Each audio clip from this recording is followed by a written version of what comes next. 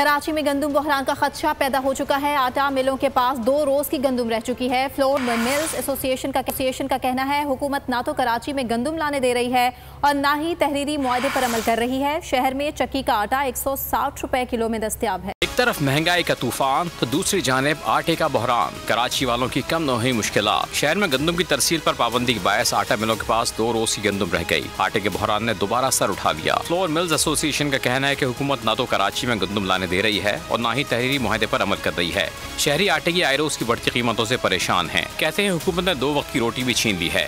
अभी लेके गए जो आटा पहले मिलता था 150, अभी बल्कि 150 180 रेट चल रहा है। अच्छा 120 उन्होंने किया था, मगर उसके बाद अभी फिर चढ़ा दिए दिन ब दिन। और अभी ये जितनी हुकूमत जब तक चेंज नहीं होती ये चलता रहेगा सिस्टम। कराची के शहरी मुल्क में सबसे महंगा आटा खरीदने पर मजबूर हैं। चक्की आटा 160 रुपए फी किलो, मिल आटा 140 रुपए और फाइन आटा 150 रुपए फी किलो फरोख्त किया जा रहा है। सब्सक्राइब करें और बेल दबाएं ताकि कोई खबर रह न जाए।